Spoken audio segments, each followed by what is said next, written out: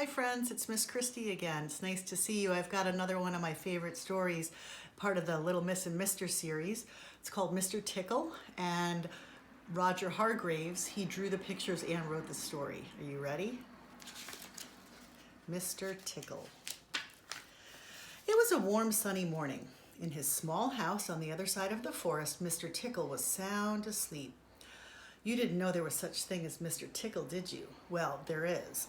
Tickles are small and round, and they have arms that stretch and stretch and stretch, extraordinarily long arms.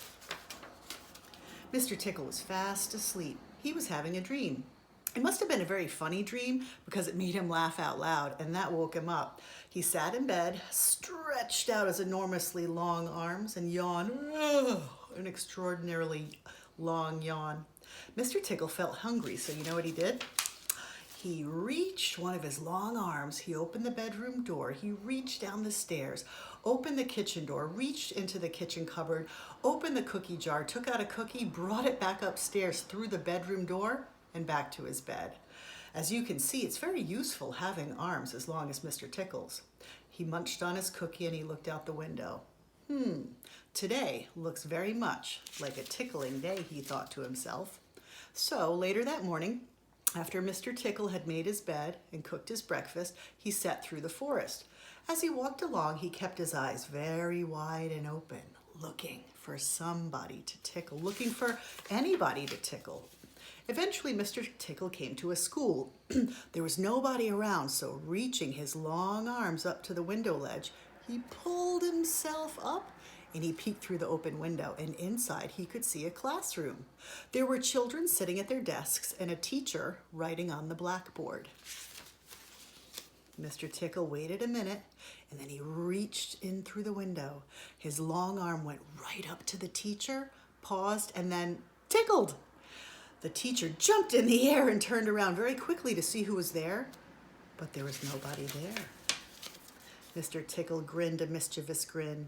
He waited another minute and then tickled the teacher again. This time he kept tickling the teacher and he was laughing over and over saying, "Stop it, stop it." All the children were laughing too at such a funny sight. There was terrible pandemonium.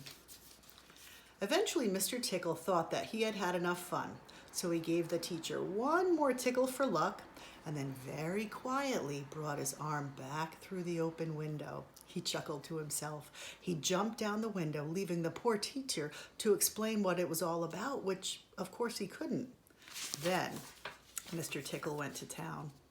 And what a day he had. He tickled the policeman on traffic duty in the middle of town. It caused an enormous traffic jam. He tickled the grocer just as he was piling apples neatly in his window shop. The green grocer fell over backwards and the apples rolled all over the shop. At the railroad station, the guard was about to wave his flag for the train to leave, and as he lifted his arm in the air, Mr. Tickle tickled him, and every time he tried to wave his flag, Mr. Tickle tickled him until the train was 10 minutes late leaving the station. The passengers were furious. Well, that day, Mr. Tickle tickled everybody. He tickled the doctor, he tickled the butcher, he even tickled old Mr. Stamp, the postman, who dropped all of his letters into a puddle. Then Mr. Tickle went home. Sitting in his armchair in his small house on the other side of the forest, he laughed and laughed every time he thought about all the people he had tickled. So, if you are in any way ticklish, beware of Mr. Tickle and those long arms of his. Just think, perhaps he's somewhere around at this very moment while you're reading this book.